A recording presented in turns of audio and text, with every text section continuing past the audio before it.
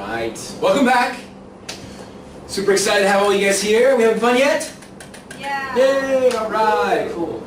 Excellent. So we've gone over some of the basic concepts, identified the stages in the traditional or waterfall methodology, the SDLC, the traditional SDLC. We've identified the roles just now, and now we're going to talk a little bit more about the deliverables, the actual artifacts, the things that these individuals produce. So, product manager is an interesting one, because I would argue in each of these roles, there's going to be not only an output, but most likely input. There's going to be input and an output, right? So, when we're inputting the first step here, it's kind of like creativity, right? These product managers, their input is typically just pure, simple creativity. You might also say they came up with the problem or the idea.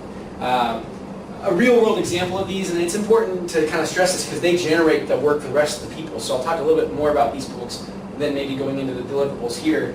But in summary, they are the ones who are identifying a problem, maybe looking at competitor solutions. A great example is online banking, which we do a lot of business with in our firm. You might have a product manager who's responsible for a new mobile web application. They got to come up with a system to do mobile banking. Maybe they already have one and they have to do an enhancement or something, and go back through their system and change some things. And so a product manager would be responsible for saying, oh, you know what? You know, I am Bank of America, and I don't have the ability to accept checks online. Now we know most of these companies now do, but one of the first companies to market with that solution was JP Morgan Chase. So that bank, drove all these other product managers, to look at their solutions, their web applications, and say, oh, I better get my phone going so I can make sure that I can accept checks through mobile banking. This is a very popular application. The customers are demanding that sort of solution. So that's the kind of input this person is responsible for, that sort of creativity, that ideas, the problems, identifying issues, and sort of coming up with, like, let's do this. They're also responsible typically for one other thing. So in addition to sort of the light bulb coming on, they're responsible for, take a guess. Organizing it and starting it. The money. They usually control the budget. So they're the ones who say, I've got an idea and I want to do it for this much money, generally speaking. Or, I've got an idea, how much money do I need to go come up with to make this happen? All right, and then from there, there's an output from these folks. Just cutting to the chase with it. It's typically called a PDD, a project definition document. Project definition document. So they're going to pump out a PDD, a project definition document. And then from there, they pass on this. There's going to be other components. Again, as I said before, we're going over primary roles, not necessarily every single role. We're going to go over primary deliverables, inputs and outputs. But there could be other things. An example here might be, there could be a requirement in this corporation, depending on which company it is, to not only have a definition document, but a formal project plan. That could be another thing. There could be a requirement to have what's called a deck. It's usually just a deck of slides, but if it's an official requirement, they might have to present to executives. Again, that could apply in all these cases. We might talk about some of them as we go, but for the sake of understanding the core principles, the primary deliverables, they would have a PDD, a project definition document. They define the project. It would talk about things like scope, right? It would probably address timeline as a whole, and at least their anticipated timeline.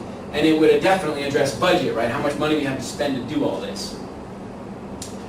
Once you have a PDD, we pass that off, along with any other artifacts that they've come up with, to the folks who are responsible in the analysis phase, the business analysts, right?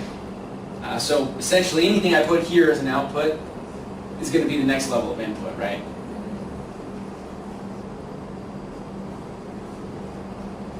Business analyst gets that information, does their work, does their analysis, and they come up with what's called any guesses? Business plan?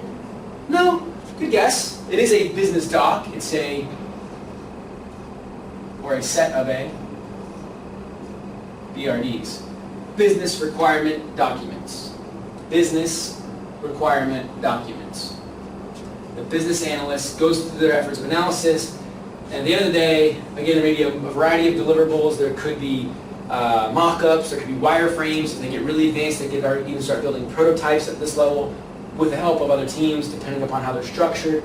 But the deliverable that we think of that the business analysts are generally responsible for is a BRD, a business requirement document or a set of BRDs.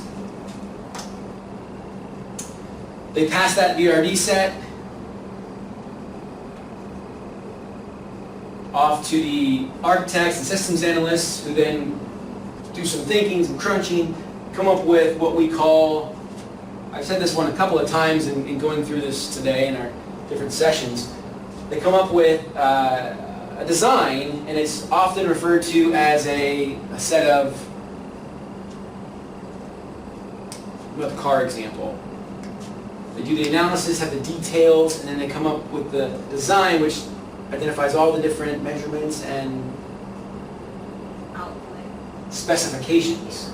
So the general document we think of, and there's a lot of different ways, different corporate cultures and different corporate communication styles will refer to this, but oftentimes we call it FSDs, which stands for Functional Specification Documents. So it's going to define the functions as a set of specifications for this solution, this system, in a document. It's worth writing these down because just we see this oftentimes. Sometimes they're sort of informally called tech specs.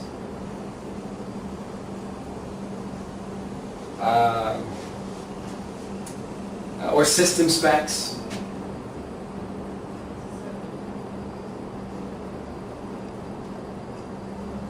Tech specs, system specs. But functional specification documents is a common term we use. Once we have those drawn up, now we know all the details are going to go into it architecturally and systems-wise around the specifications for our system.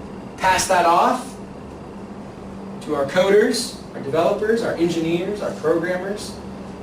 They get to crunch it on the keyboard and build the system, and they come up with Software. Go with the raw system. I hesitate to use the word software. I like to point out the word sort of raw.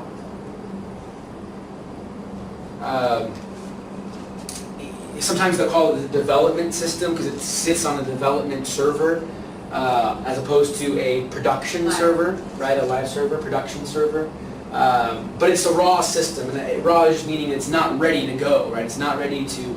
It's not cooked yet. It needs some dress up here before it goes out. And that part of that dress up is the next stage, which is we take the raw system and we go through the process of testing. Out pops the Results.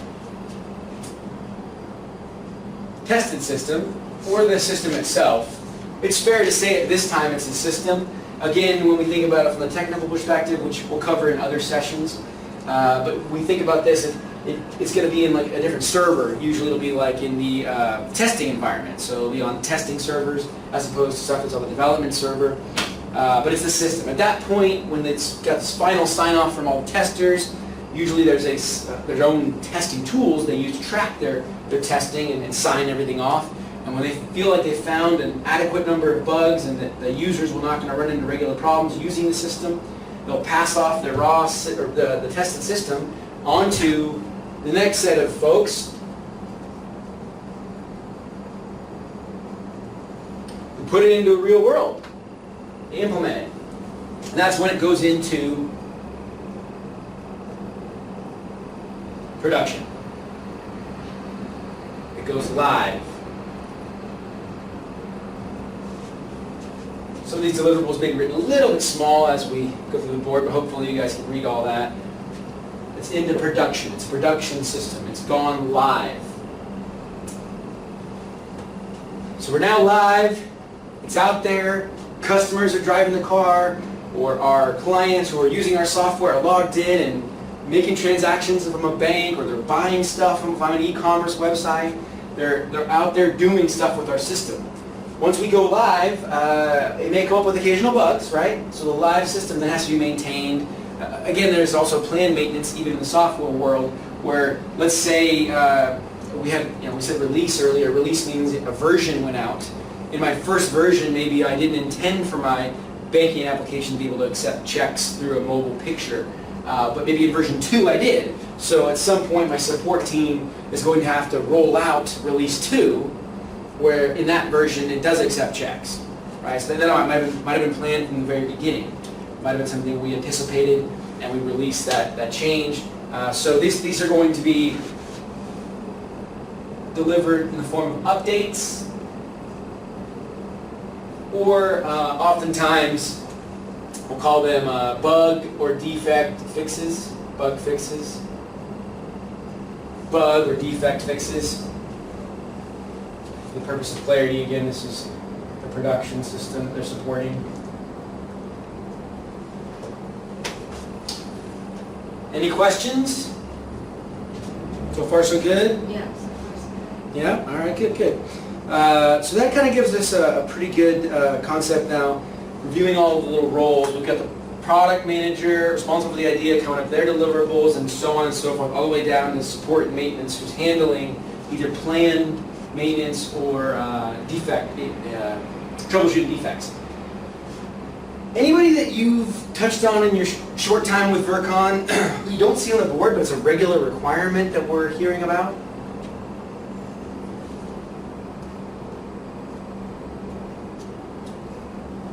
Not any that I can think of. What about you? Well, let's think about this one again. I heard product manager. I underlined the D in the abbreviation. Why do you think I did that? Oh, because there's also project manager. A project manager, right? With no D. A project manager. Why didn't I draw them up here? Why are they not on the board?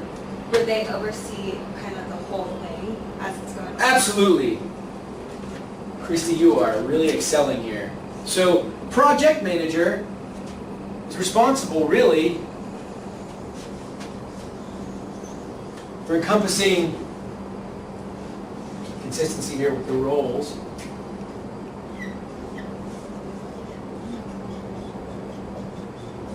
A project manager.